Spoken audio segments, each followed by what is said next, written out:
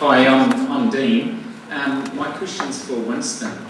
If he's lucky enough to get elected, is he going to base himself in Northland and do his constituent work here, or is he going to send somebody up from Invercargill?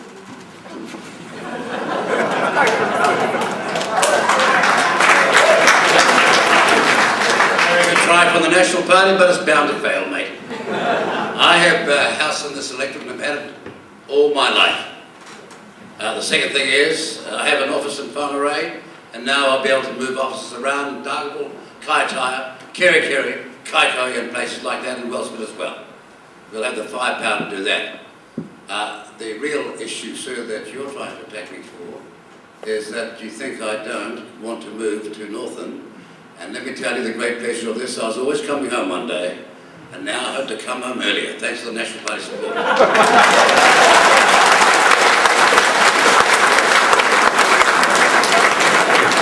Not so much of a question, it's more a proposal of a kind of very unique type.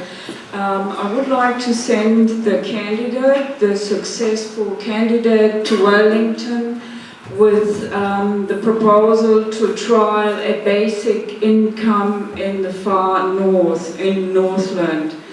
Average income in the far north in particular is about 20,000. Go down to Auckland, you multiply it by probably 3 times. So the real issue up here is to create some employment. You've got to look at what Northland's got that's really great and wonderful in natural assets. It's got 2 huge assets. One is the port, natural asset, the other is the Nafa geothermal field, and there's one more asset, that's the people. And we've got to bring those together. We've got over in the west, we're producing more GDP per capita in the west of this area, with all the social problems, than you are over here, and yet you've got the low income. And the answer is that you are processing your stuff here, and we've got to get on to that. Top Energy's proposal at NAFA is going to make a huge difference. We've just got to bring that together, and I hope that is the answer you're trying to draw from us now.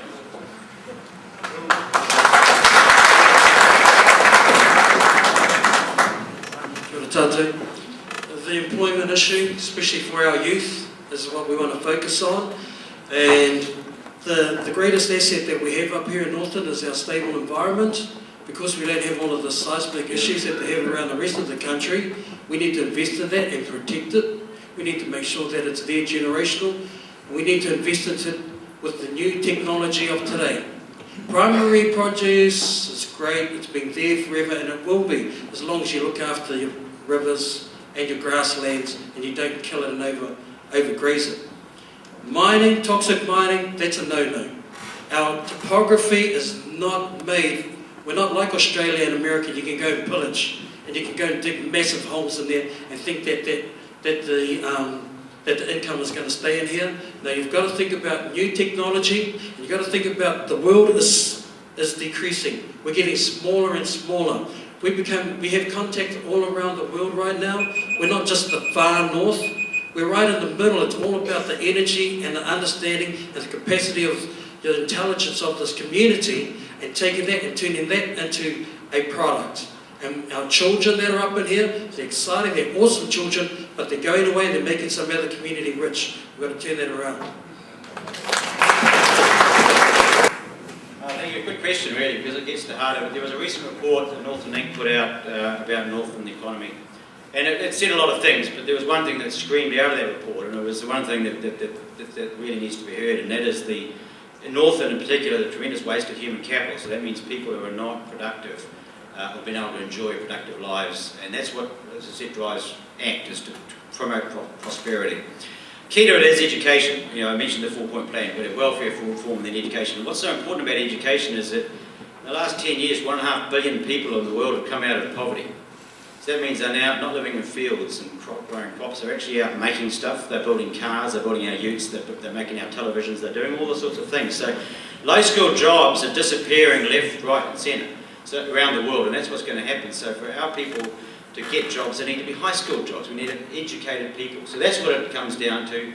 And of course, the key to that, of course, is allowing employers to employ. If someone wants to employ someone, they've got to risk the shirt off their back. They've got to put their capital at risk to employ someone. We're going to make it easier for them, not harder.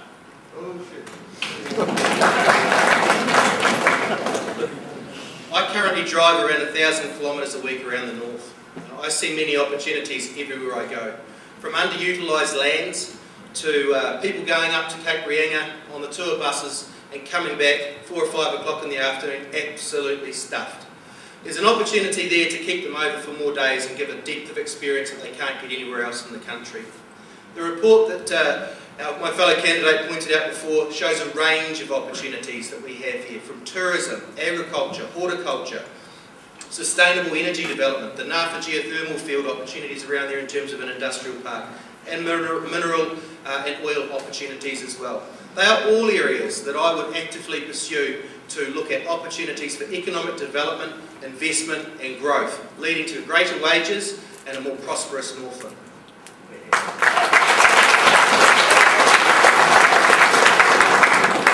Madam, you've asked for us to consider a plan which we haven't seen.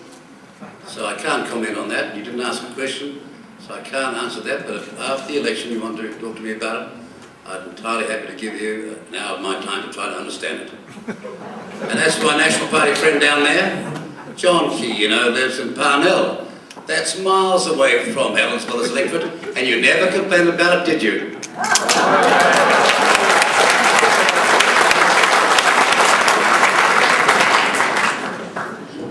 Labour is the party that stands for fairer wages. We wanted to increase the minimum wage across the country, but we also want to work towards a living wage. And I too don't understand what your proposal is, but what I do know is that we have the lowest average incomes in the country, and so therefore we have to increase wages in this region. From the high unemployment, from the low wages, we see all of the negative social indicators. I believe to address that, we need to address our unemployment issues. Businesses are struggling, but we need to support them and the region by investing in infrastructure first and foremost. That's what I'm hearing time and time again from the business sector, that until we get support there, we aren't going to attract the right type of investment that will create the right types of jobs that we want in this region, that are going to keep our population here, that are going to keep money going round and round. So those are the big issues, but the trickle down from that is really important in terms of how it's going to impact positively on our community. So I want to focus on that in opposition and also in the development of policy for when we are in government. Thank you.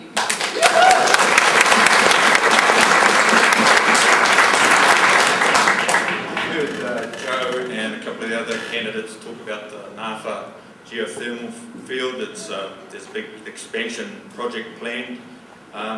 That's exactly the sort of stuff we should be investing in, and to get employment in our area. A classic example is overseas. Apple wanted, and it still is, setting up data centres around the world. It wants to power all of these with renewable energy. It's just committed to a $1 billion plant in Norway and another one in Ireland. If we can provide the incentives, if the government can provide the incentives for these big tech companies and people that want to still make money, still provide us with jobs, but do the right thing at the same time, that's what we should be looking at. That's what we must be doing. Thank you. Thank you very much for addressing basically my question. I would like to, for everyone, there is information on the web. On YouTube is a movie called Basic Income that explains actually that this is the only business incentive that would really bring the economy in flow, because it would provide money that flows around. Growth, however, is an illusion. Thank you. This is kind of a follow-up question, Mr. Peters. I've got a straight question for a straight answer. Are you going to reside and shift to Northland and live here like every other Northlander, or are you going to stay in Auckland? So it's a straight answer. I think the question has already been answered, but Mr. Are you slow of hearing, son? I told you yes. But you don't ask that of Mr. Key, you'll either, do you? Oh no, on a gridlock day, he's an hour and a half from his electorate, if he ever goes there. But no, sir, I'm coming home. And it's a home I was living at long before your family have arrived.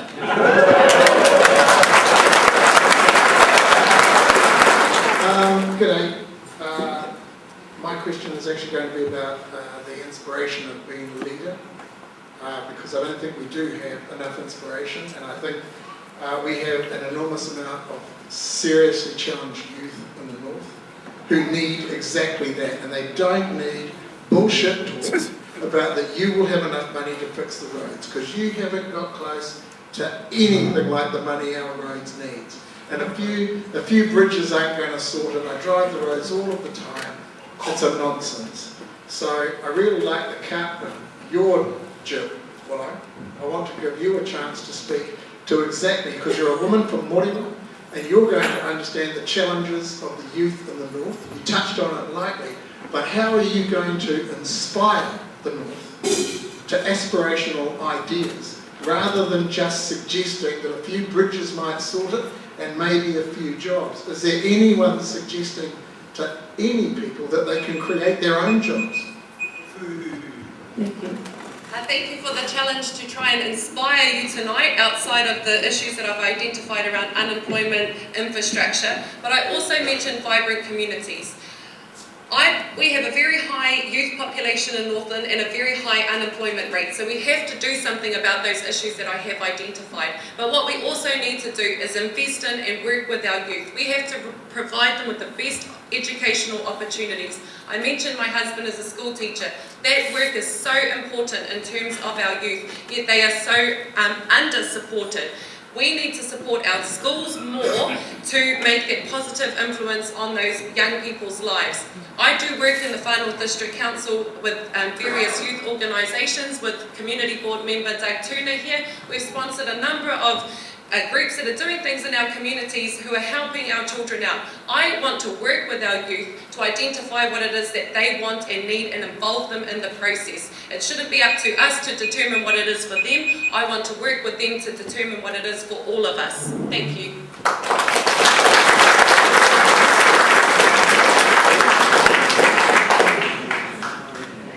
Yeah, good question.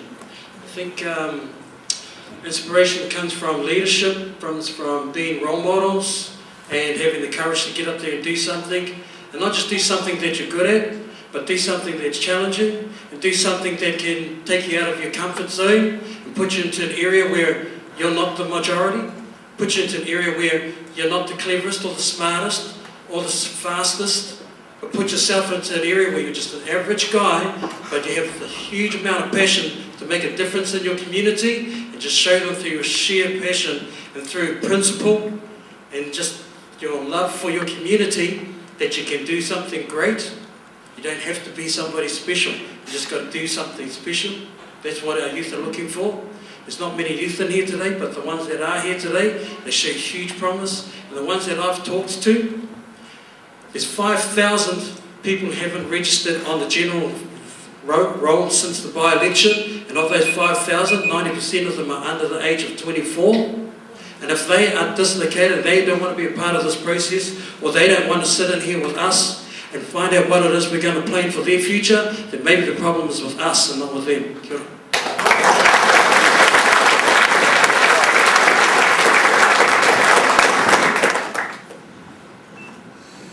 Well, I've lived up here for over 40 years, and I've just seen a migration. I've seen our youth just going, our children. My children had to go to Auckland, but fortunately one of them's come back. We're exporting our kids. Our cash is going to Auckland, and that's what's happening lately. We want a fair go with our cash so we can have it here and use it here and develop our economy. We're developing Auckland's economy, and they're having growth pains. It's falling to bits down there because they're building it so much. We actually need to have some settings that enable us back here. The exchange rate, that knocks so many primary producers up here, just gives us an absolute hammering and makes marginalise our business. And that reflects on all our little towns around here. The next thing that's sitting over the top of us, and it's going to come out soon, is the government reforms. Local government. And clinically, single unitary sounds like a good idea. And when we cut right into it with Mark Farnsworth, the ex-chairman of the Regional Council, we actually found that the negative economic multipliers in these communities is huge. And the jobs go to whangarei, and the people follow the jobs. Every job transfers, 3 more will follow. So you've actually got to get back and get local again and treat each other with respect as a nation. Cheers.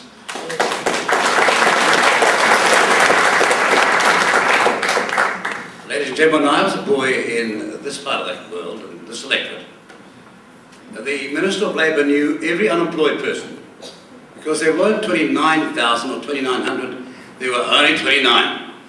And a great Labour government in the 30s and the 40s, and then the great national government of the 50s and the 60s, transformed this place to make us in the top 2 in the world, because they had economic and social policies for the regions, and they placed the greatest priority on exporting. And since this monetarist experiment, started by that Willow-Jean Party leader, Roger Douglas, they've turned this country's destiny upside down, and we've been on a permanent slide. You'll hear every bit of economic theory, but our only way in the future is to export or die, and your province has greater chance than any other to be a great export country. People and a country contributor when it comes to their balance of payments and things like that. There's no magic bullet, but I'm exporting, and by providing the added value labour that comes from it, which when I was young, and still could be again, saw no one here unemployed. Question about the youth. For me, it's about jobs, investment and growth. If we get those things, people have more money in their back pockets. With more money in their back pockets, we can build stronger communities and stronger families. When that works, everything works. We've seen early childhood education participation increase significantly under this current national government. That needs to carry on. I'm a school board trustee at Ronganui School. I see firsthand the challenges of kids coming into school at 5 years old, many of which aren't ready for school. They haven't taken up those opportunities. We need to make sure that they're school ready and up to speed at 5. And that's where it starts, right at the very, very beginning. The economic development, investment and jobs means that they have genuine career paths when they come out of school, genuine opportunities and real careers here in Northland. I accept many people leave currently, and we've got this massive issue of people from 20 years old up to 45 and their most productive of their life leaving the region. Jobs and growth will keep them here, and it will build stronger communities and better families.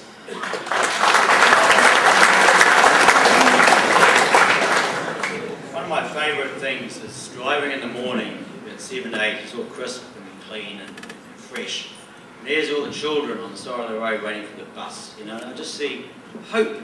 You know, these children are going off to school. What are they going to learn today? You know, the whole future is in front of them, and of course, I'm sure every one of them has got a hope and a dream. The reality is that seems to split off.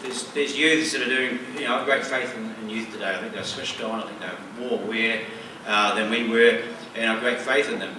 Then there's also youth that don't do well, and particularly married boys in education. 40%, you know, not even achieving NCA level 1. So that's why the Partnership Schools program is designed specifically to allow, and it's focused at Maori youth really at this point. So what I say, and I've filled with hope with that side of it. I got a letter from Taipei Area School Year 9, 12-year-olds, whatever they are. Sorry, forgive my ignorance on that one. And they asked questions, this is during the last election campaign, and it was the most depressing thing I've ever read. It was about why are the Chinese and Indians coming and taking our job? Why is this? They were felt very victimised. And that's a reality. 9-year-olds, 12-year-olds don't lie, that's a reality. So they need role models, and so they don't adopt this victim mentality that they're going to fail. And I think there's too many children in our school who are told they're going to fail. And that's what we reverse, and that's what I'd love to do. Yeah, as far as our children are concerned, obviously I believe that you know, these things that we're talking about, the climate, getting renewable energy, these sorts of things are obviously important. If we have someone that leads, if someone can sort of promote that, then obviously it's going to help our youth. There's also things like cultural identity. If you look at a lot of Māori kids, they seem to want to be hip-hop gangsters instead of learning about their own culture and their own history. They obviously aren't proud enough about it to you know, walk around, you know, promoting their culture. They'd rather be some hip-hop Hispanic or some hip-hop black person from overseas. So no, that's true. So, you know, we have a problem with that. You only have to walk through some of the towns to see what the issue is. But if we have a leader that can sort of fight for Northland, isn't that going to inspire confidence in our youth as well? Thank you. My name's Jim Madine. I've been a commercial longline fisherman for 35 years and I want to retire. I can't afford to. I want to know if there's a political party out there who's prepared to overhaul this protection racket called the quota management system, which is dominated by large fishing companies, and we know who the biggest shareholder and the biggest company is. Mr. Goodfellow will never let this system change. Is there a political party out there who's prepared to look at this? Because I'm sick of being a slave. You've done a lot about slave labour on foreign joint venture, deep sea fishing boats, but what about the local, small operator like myself? I try to employ guys from Kaiko, but they won't do it because I haven't got enough money to pay them. The money's all going to Mr. Goodfellow and his mates. Mr. National Party, can you assure me that someone will look at this? We've had it since 1986. It's not working. I'm 67. I shouldn't be up there working still. Should be someone young. I can't sell my boat. There's nobody who will take over. And it's because of poor government policy.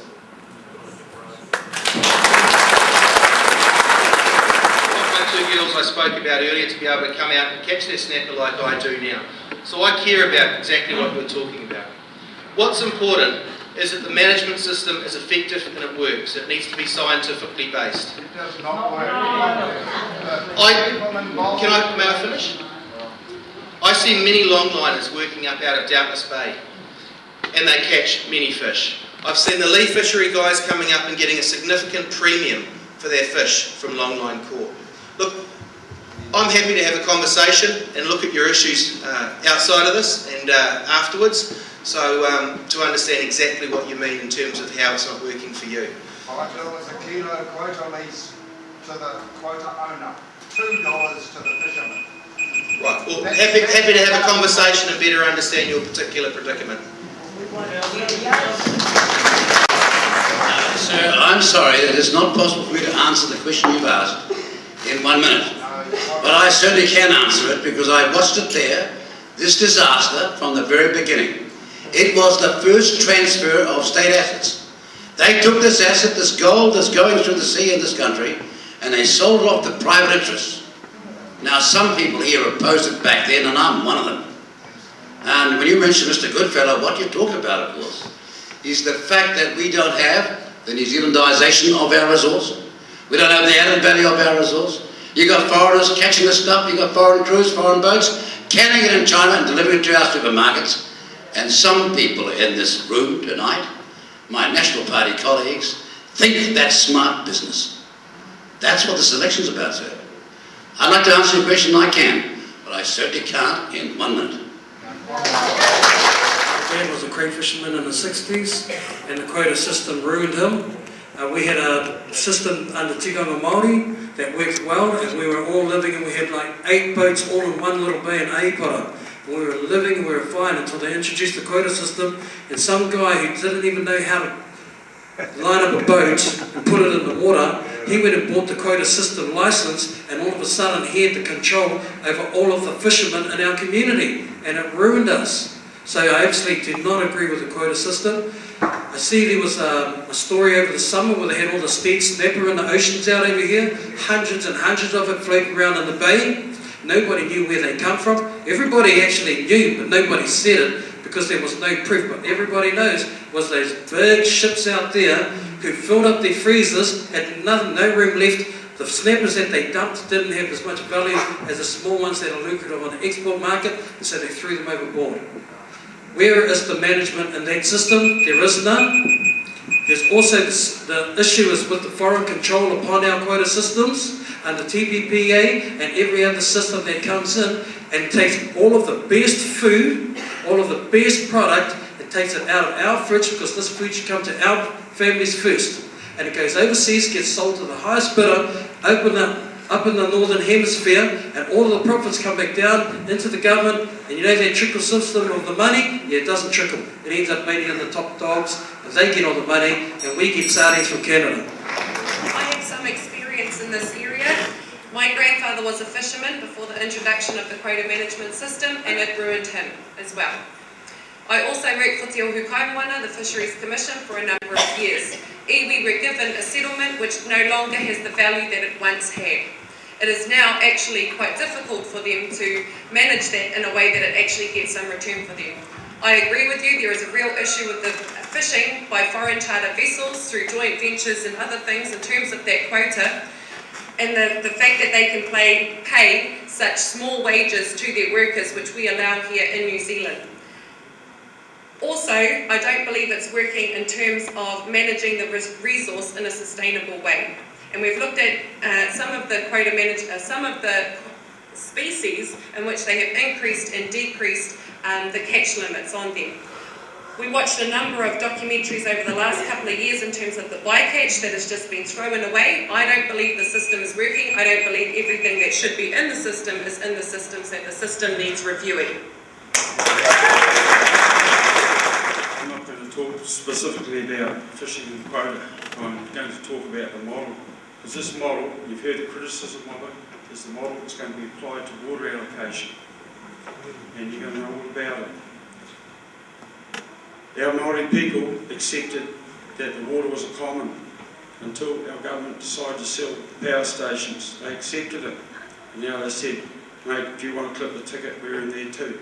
We're in a different world now, and it's going to be quite stressful.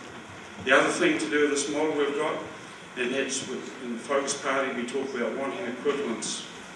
If you've got a trade agreement with another nation, we expect equal terms to go into their country and do what they can do in ours. I can't buy land in China, I can lease it for 60 years. I can't set a company up in China, but I can form a 50% partnership.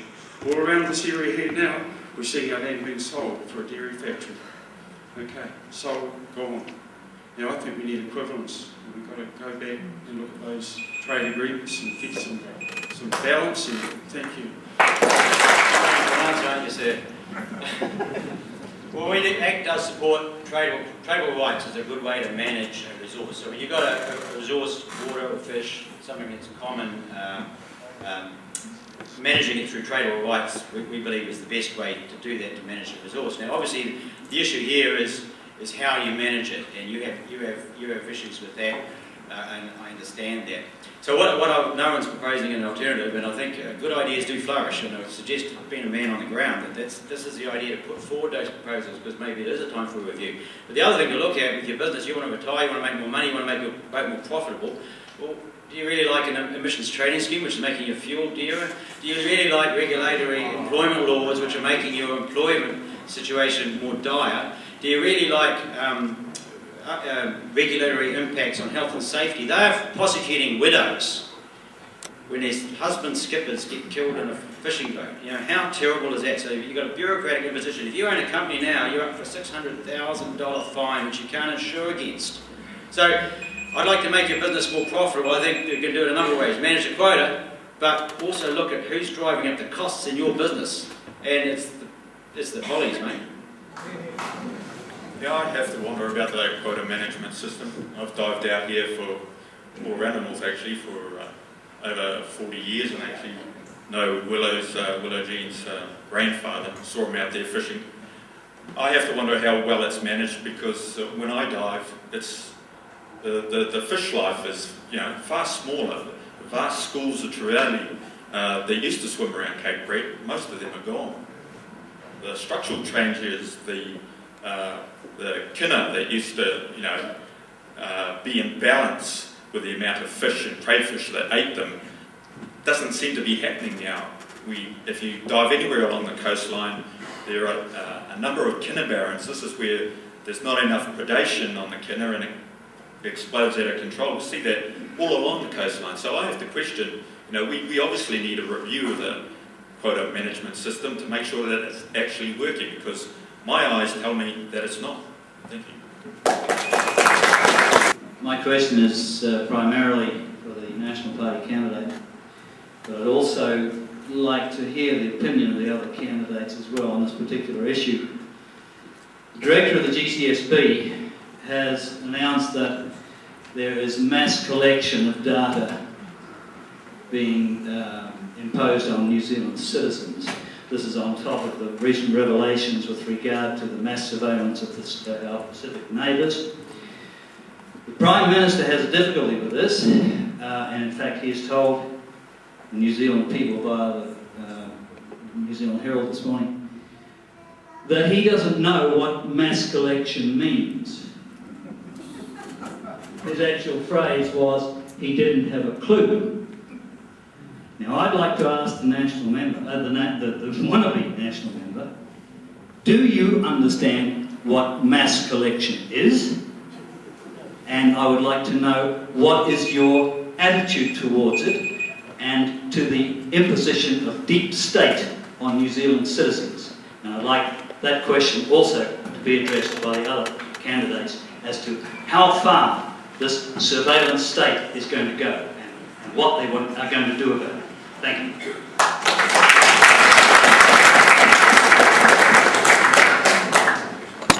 Sadly, I'm going to have to defer that to the Office of the Prime Minister to answer, so I'm not going to answer that here. He hasn't got a clue.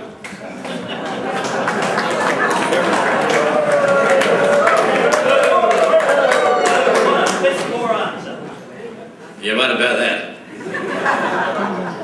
You know, as much as you National Party people want to ignore it, Mr. Snowden, offshore, has information that was harvested and gleaned by New Zealanders and by their own operatives in an office in Auckland, which I said before the last election existed, and then they admitted that they did have offices here.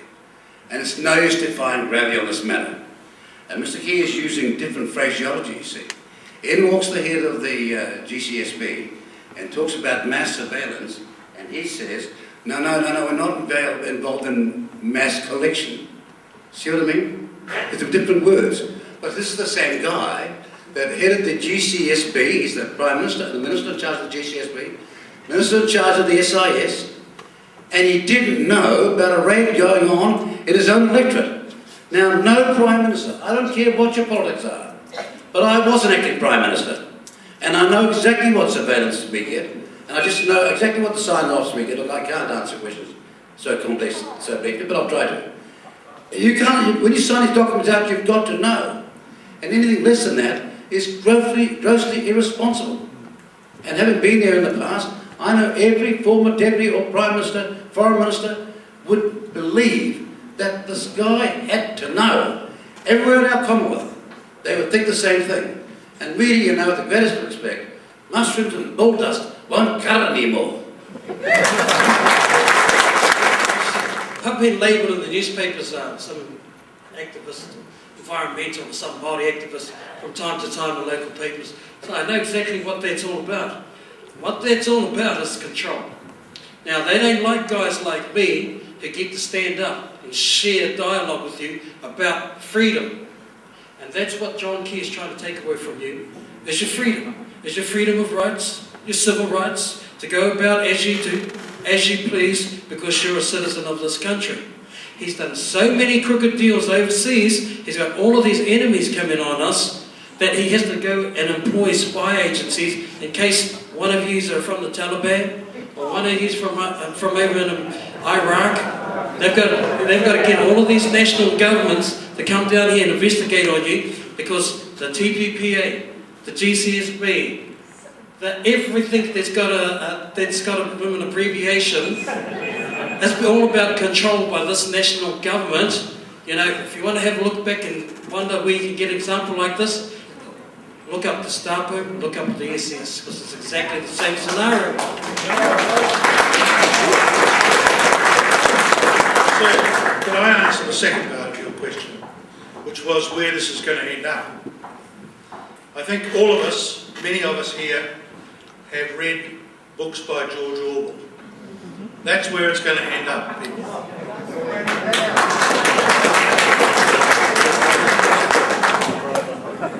It's a breach of our rights, and it's something we haven't been involved in the decision making around. We are challenging it every day in Parliament at the moment while this is a really topical issue. We raised it at the general election last year, and unfortunately it was pushed aside for other things. Snowden hasn't been proven wrong yet, so I would believe what we're hearing, and it concerns me, and it should concern all of you too. I know exactly what mass collection is, but nothing in relation to data, sorry. So you can collect things in bulk, but I don't know anything about data. But I will say, one thing that ACT will always stand up for is the government has a purpose here, a role. They might try to feed kids and tell people about their lives and tell you what you're going to earn when you're retired and do all those sorts of things and tell you which school you've got to go to, all that. That's not what a government's there for. Government is there to provide infrastructure and to protect its citizens from the rule of law, under the rule of law in New Zealand and from overseas threat. And I want to be protected. And we're living in a very fluid world. Yes, we can be relaxed. We're sitting back down here in New Zealand, little old New Zealand. We're pretty quaint down here. Nothing's going to happen to us. You know, you wait till a bomb goes off. You wait till a bomb goes off and someone gets killed. And then let's see how we feel about that. Because this there is pure evil out there in the world. And it's just disgusting. And the evil is infiltrating evil. So I don't know the ins and outs of what goes on in the spy and spooks world. We've had spies and spooks for a long time, and we rely on them to protect us, and we rely on the oversight of Parliament, and so I'm trusting them at this stage. John, that's a pretty tough question, because we do need an envelope of protection. But I think the real issue is, after all this slated whale oil stuff, Can I just interrupt you there and address this other man here?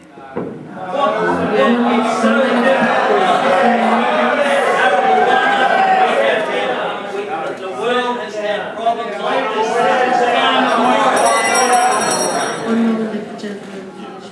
But there's a lot of passion around this issue, because a lot of people feel their lives have been intruded upon.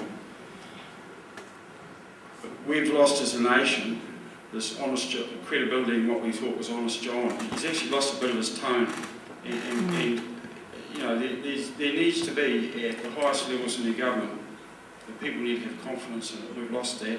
It's pretty hard for us to actually work out what we need and what we don't. There's some pretty awful stuff out in the world, but I feel at the moment I'm concerned, and I wouldn't say I was bewildered, but I really have lost that confidence we've had with previous Prime Ministers on this one.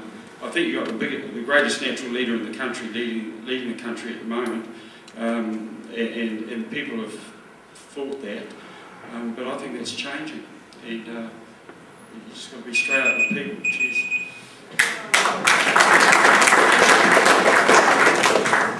Yeah, this is one of those things where you have to strike a balance between, you know, the government has to have these agencies for the very purpose of protecting us from people that wish to cause us harm. But there has to be a balance. The balance has to be right. It has to be evenly balanced, so the rights of the individual balance the rights for the government to protect us. At the moment, it's far too much the wrong way. There's no reason, and we know it doesn't work, mass surveillance. If you look at a lot of these cases that have occurred around the world, mass surveillance would not have stopped these tragedies from occurring. All it does is that it allows the government at the time access to information through which they can discredit their opponents. And that's what we've seen with the present government. That's what they've used it for, not to protect us. So we've got to get that balance right.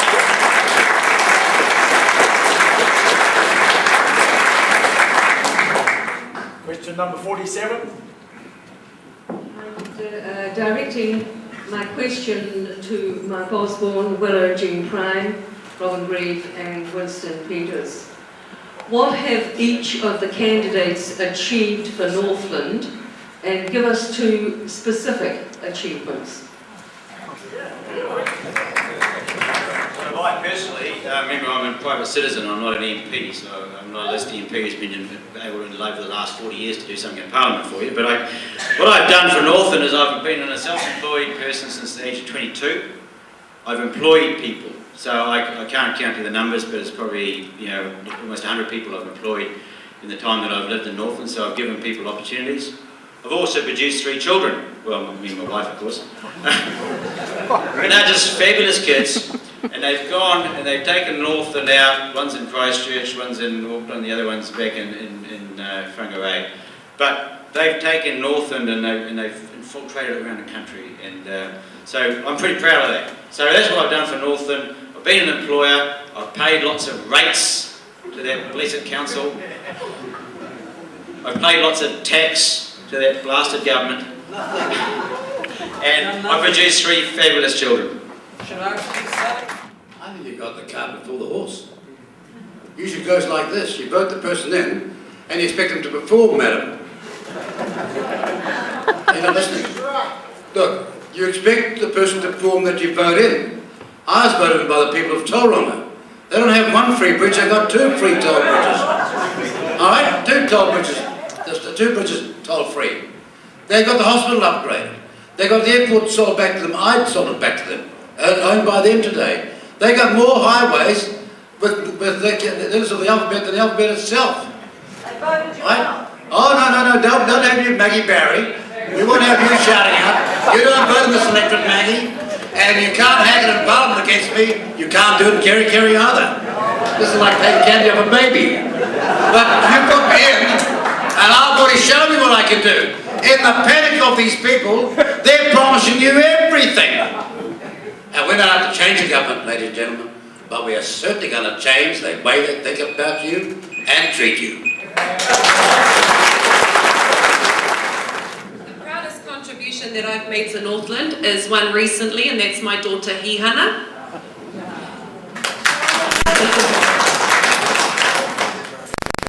Through Hihana, it motivates me even more to continue to offer and contribute my skills that I bring to represent our region in whatever role I have. I have worked hard over the last 5 years while living in Northland, but even while I was away, on various community projects, various whānau and hapu projects, and also as the Far North District Councillor. But I can't do as much as I want to do in the position that I'm in. I'm working on small things that sure make a wonderful difference in our communities, but I believe I can do even more in the role as MP for Northland with more support and investment from central government in this region. What I have done for Northland is bring my particular skills in advocacy and my legal skills. I've worked through processes to ensure we get things implemented.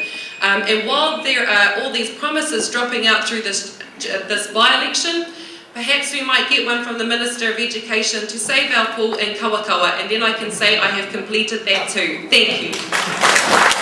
Firstly, could I say I think it's important everyone gets a go at answering this question, not just us. So look, I've been quite heavily involved across a number of projects in the north, and one I'm particularly proud of is where you're sitting today.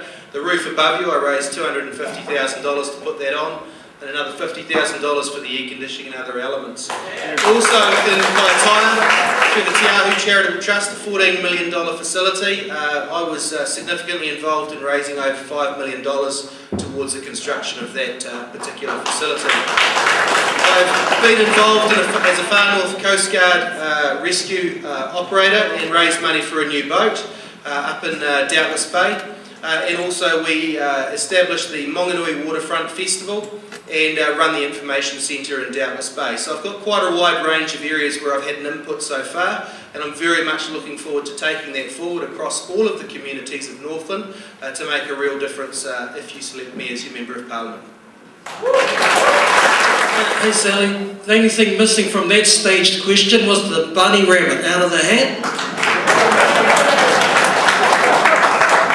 And why don't you include mana movement into that question? Because we have been in Parliament, we have done a lot of things. If you know about the latest thing that we're doing is we're fighting against an oil company from a foreign country who is coming down here into Northland, and they're going to take out all of our resources from this country, from this region. They're going to leave nothing for us here in Northland, no jobs, no investment, nothing but the entire 100% risk that if anything happens to our environment, we have to pay for it.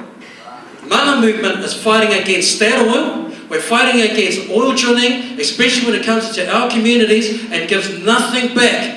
Anything that is discovered in there goes down to Taranaki, put it on a boat and send it over to seas. We get nothing out of that. And Manabue's going to stick around and we're going to fight any more of these potential dangers to our community as long as it takes. Kia ora. I really enjoy the passion of Reuben, and I'd really commend him to stand for the Whānaus District Council, and I tell you, I'd vote for him. We actually need that element in our council. We haven't had it. At Kerikeri, he was asked the question, did he believe in separate Māori seats? He said no, like the democratic process, and wanted to stand up on his own 2 feet and do it. And kia ora to you, Reuben. Yeah.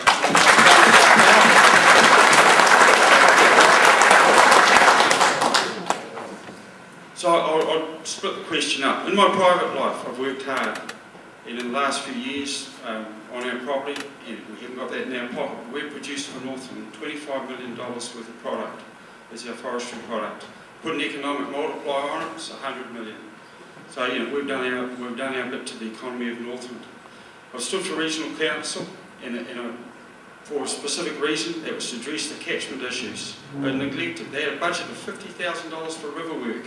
This year, I believe we're spending around six odd million. We're actually getting stuck right in. I want to see water considered in a holistic manner. Our rivers. And I don't believe in having books full of regulations. I actually want people to put their gumboots on, get out there and do the work you need to do in the catchment. So that's the stuff there. District Council, I was thrown over the walls of the Bastille in there.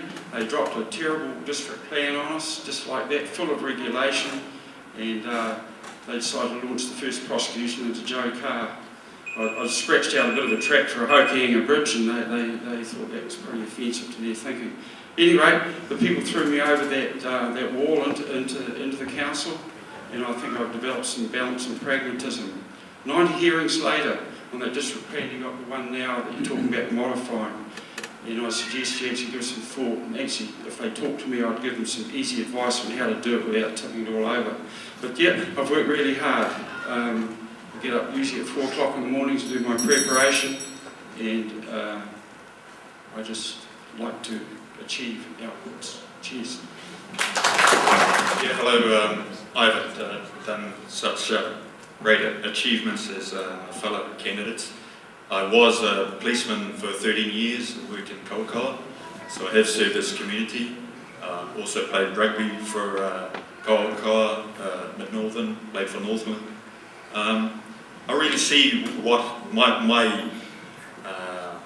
what I stand to give is raising awareness about one issue that is the greatest issue of all, and that's climate change and ocean acidification, because it affects everything we do. If we make business decisions, they have to take into regard what it's doing to the climate. We can see already with this super typhoon that's bearing down on us, the effect of a warmer atmosphere. By making that ocean warmer, that means those cyclones can reach us at maximum strength, and they pose a threat to our infrastructure, our buildings, our homes. So I'm here to sort of start raising awareness about an issue that affects us all, and hopefully get you making voting for the people that will make a true change for our future. Thank you. Well, Richardson, I haven't lived here all that long, but I have observed since living in the far north and living in the north and the south, that the district is a bit like the Midwest of the 1800s, where the law and order here appears to not exist.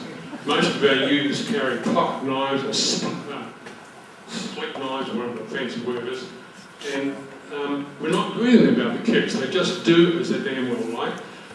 You challenge one, the first thing you find, you've got a knife stuck in your neck. Now, what are all the candidates going to do about more? I really think that it's quite great. When I came up north in 1973, my town, Kerikeri, had 3 policemen. Virtually the same population as now. It's got 29 now. 29. You can keep pouring cops into places, but what it doesn't have is jobs. And I think jobs and law and order come together. George, I think if there's a law and order party, it would be ACT. We're a small party, and one of the things about going into politics is you go there to affect change. I'm pretty proud of some things that we've done. 3 strikes for violent offence has been an amazing success. There was not one single person who's inflicted a 3rd strike. So what that means is providing a great incentive for people not to break the law. So that's a great thing. For the youth, we've got a firm policy, and we're very hopeful that National will help us with this. And that's to open up the youth court. So one of the problems with youth, we don't know what happens in the youth court. It's a closed court. Justice should be open. So at least we know what's happening with youth. So if you get your place burgled, you know what happens. And third one, we have a policy, and we're very hopeful National will see this and support it for 3 strikes for burglary. Now, the crime that you're most likely to be affected by is burglary. 120,000 burglaries a year. So in the 3-year term of Parliament, there's 360,000 burglaries. That's every house in Auckland, virtually. Burglary. In the UK, the Labour government brought in a 3 strikes for burglary, and it dropped burglary by 40%. So we can drop burglary by 40 to 50,000 burglaries a year with 3 strikes policy, and that's I think is a very essential thing, and the Act is going to be pushing very hard to convince the National Gap people that it's a good policy. 45,000 people won't have their house burgled when we get our 3 strikes for burglary.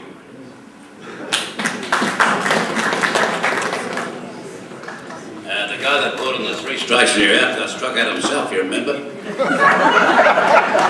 Falsified a passport, a very serious crime. So we don't want to hear any more about the Act record, do we? You know, it's no excuse. It's no excuse. But unemployment is a serious mitigator against crime. And we need to get people back into work, like we once did in this part of the world and right around our country. I mean, it was magic. We had everybody who wanted a job employed. And we've got to strive for that again, adding value to our own resources, adding value for our wealth, and to ensure that our banks are the ones and our enterprises are the ones that profit. But let me tell you, you can do all that, and you still got some bad people. Real bad, and you're right, sir, you can go to some of these schools, you go through their bags, half of them got knives. Deadly serious, they've got to be stopped. Last time I had a chance, I got an extra 1,000 police in this country, front line, and 235 backing them up. And nothing that the National Party has done since then is other than to run the police numbers down. You've got to have work first, but you've got to have the ability to take them to the situation where they clearly understand that crime doesn't pay. Last year, buried a young boy, 18. He was played for Kiwis. He made the Auckland squad, and he was the top player in Auckland. One of my young nephews buried him in Apod, League Tipene. He was a good boy, and he got stabbed. Just wrong place, wrong time. All of his friends, they all play for the top NRL teams now. And we sat down with them for days and days and days just to try and get them through that scenario. That wasn't their fault. That it's nobody's fault what happened. And it's not their fault. It's not those young fellas' fault. I'm not saying that I've got the answers, but I'm not going to blame these kids. I think we've got to do this role model scenario, and when you bring principles back into the government, and examples like this, and have a by-election, and you stand down a person who isn't a good role model, and you invest in a by-election to represent a good government for this country, that's the kind of investment we want our young people to see. And then you need to hold that government accountable and make sure that they represent, because all of our kids, all they do is watch us. They watch what's in the media, they watch you, they watch me, and how I conduct myself and how you conduct yourself, that's what they follow. And that's what they believe is the right way. So if you want these kids to change their ways, maybe we'd have to talk again and putting the challenge back to us to have this discussion. You and I have this discussion and see what it is that these kids need. What are they missing? Are they missing those principles that you had in your generation? It wasn't just in full employment that you had. You had good role models. You had a lot of good food. You had a great community around you. Have these kids got that same community? It's just a question. Thank you.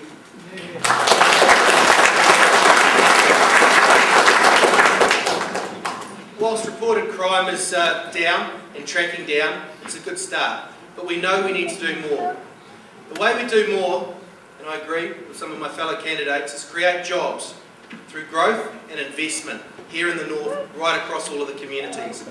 We know that we had 7,500 new jobs across all of Northland. Now I know that that didn't translate to towns all around the district, and we need to make sure that it does. We need to make sure that our communities are stronger as a result of having jobs, that our education achievements are higher, coming out of school into real jobs, and that we work together with strong families and take parental responsibility. And it's all founded on having growth, investment and jobs, so that people can get out there and play their active part in the communities with a purpose. For me, it's not just about jobs. It's actually about investing in education, investing and supporting our families from birth right through their youth and those difficult years. It's about providing opportunities for them, activities, great community facilities, wonderful role models. I agree with all of those things. We also, like I said earlier, have to partner with our youth, involve them in our communities so that they can own it, basically, and hopefully respect it. Also, we need to get youth into the roles that we're into here, get them standing up, speaking for their communities, being proud.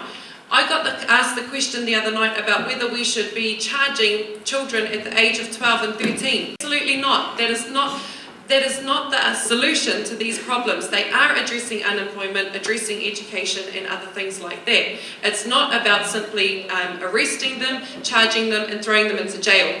And it might seem like a small issue, but I do want to raise it. A lady in Kaikohe stopped me on the street and she said, do you know what? They're cutting back the prison funding for libraries, and libraries are important in the rehabilitation of our prisoners and their reintegration back into our communities. So there are a lot of small things that we can also be doing that are an important part of addressing this issue.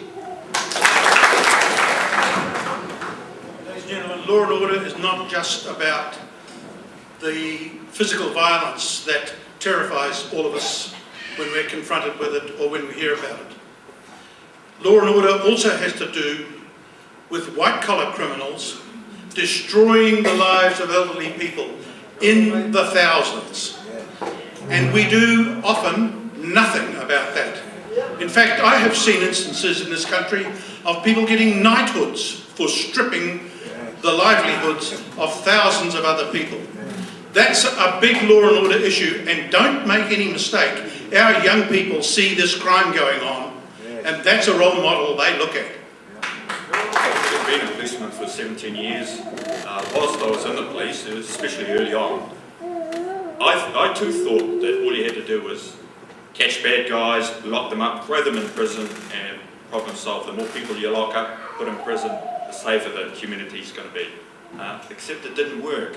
Over and above a certain level, as long as you have sufficient police, it didn't work because, as the other candidates have said, there are issues around education, issues around employment, issues around community involvement. These all factor into the equation as well. There's no magic bullet. There's no one answer to the problem. But I think a lot of it too, having been in the police, is that it's actually a problem within the police itself. Being tied up with paperwork and bureaucracy, instead of being out there on the street, meeting the people, introducing yourself, that sort of thing. I see less and less, and the people that speak to me, knowing I've been in the police, tell me they see less and less of that. That has to also be fixed, as well as employment, as well as jobs, education, community involvement. Question number 6. We hear so much tonight about creating jobs and wealth in Northland. What about shifting ports of Auckland to Marsden Point? Lengthen the railway from the existing railway to Marsden. You only have to upgrade 3 tunnels and it'll all be solved. I want your comments. Sir, I announced that policy on Monday. Exactly. I said that the extension in Auckland. Yes, you know I did. Of course, the National Party thought I was going to talk about the double bridges, so they jumped and announced this at 10 o'clock. Got the story wrong, though. Mine was the port. Sad luck, boys, the research team didn't do their work, did they? But the port is like this. The extension in Auckland must be stopped. It is environmentally, economically, and in every other respect, unsound. And right under their nose is Northland. with the maritime and land assets if only it had a rail connection, which makes it a unique port. It's the only one in the country without a rail connection to it. And then it's got this under-maintained railway all the way down to Auckland, where our goods train takes 4 hours from Whangarei to Kaupapa, and it ain't even there to Auckland already. 5 kilometres an hour on numerous parts of the track. Now, my colleague from the National Party said he thought a bullet train was a good idea. Well, it wouldn't get around the first corner going the other way. And we must stop the rundown of a major asset that was built in the north by far-sighted, visionary statesmen in the past. We've got to restore it and not have it as it currently is, the victim of so much free, exclusive capitalism, which, as you know, it sold for a pittance. They made a fortune out of it, and then it ran it broke, and we had to buy it back. And they're running it broke again. It's all there to be seen. We in New Zealand First and I totally believe in this port because it is the one closest to our markets.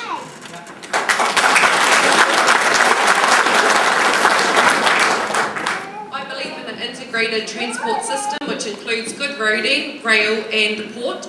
In terms of the port, our biggest issue is the share that the ports of Tauranga own in it, and it's going to need government intervention if we are actually going to open that up. It's also going to need significant government investment, so perhaps we might see some promises in terms of the dollars around this in this by-election.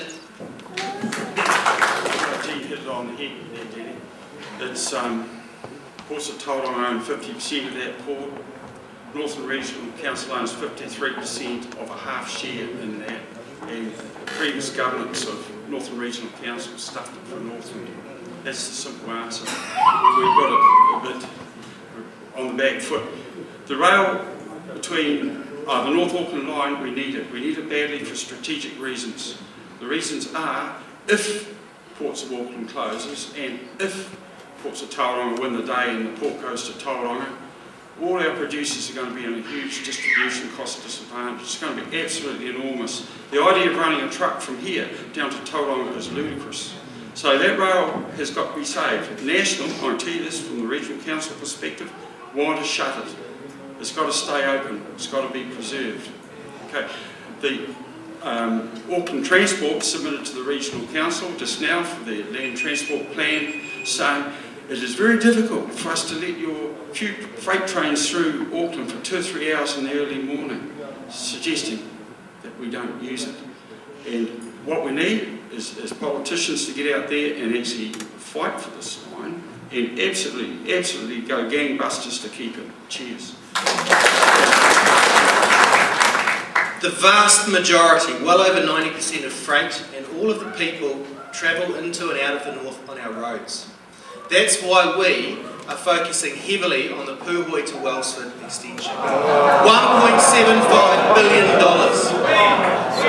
We must have it. Our nearest market, Auckland, 1.5 million people we need to open up to. We need to get people here, people out, goods and services in and out. Rail, absolutely. We need to look at that in the future, and we need to look at the options that present. And in terms of the bullet train, Mr. Peters, I was thinking of you actually. Give you a really quick trip up from St Mary's Bay. I introduced myself as having worked overseas in the trucking industry for a self-made millionaire. He actually created a unique product which linked the trucking industry to the rail, interstate rail throughout the whole of Australia, and he done very successfully. The thing that he had was a unique product which linked it all in together. So I totally support rail, environmental, and I think about alternative energies all the time. So I think that rail, compared to the consumption rate of diesel trucks, doesn't compare.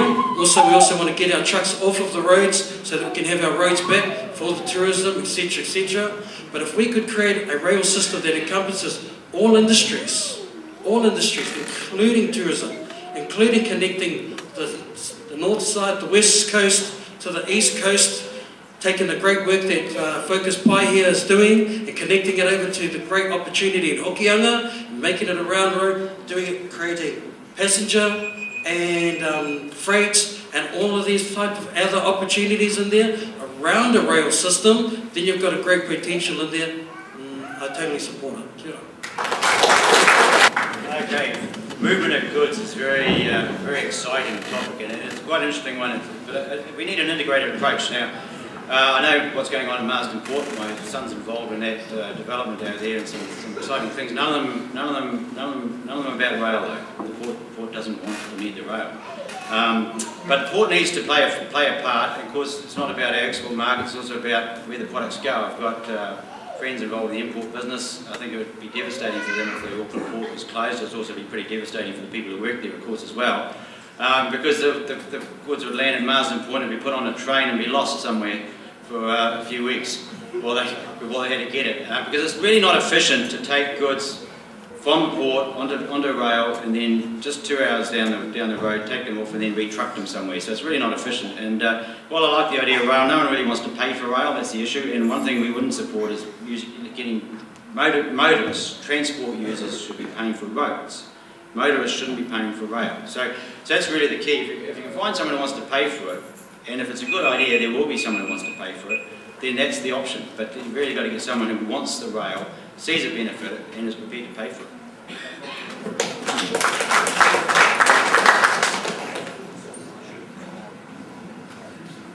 I think this is one of the issues where it's important to understand things like climate change. Getting those heavy vehicles off the roads, most of Northland has a clay base, so those heavy vehicles travelling on the road cause a lot of damage. If we have a proper electrified rail eventually, getting those vehicles off the road is going to help us maintain our current infrastructure. So it's important that we consider these things and not just discard them from our thinking. As for the ports, and there's a lot of negotiating, there's a lot of pros and cons, and I don't really know at this stage how appropriate it is to go down that path. But certainly a rail system should be maintained. It gives us options. And that's what we must consider.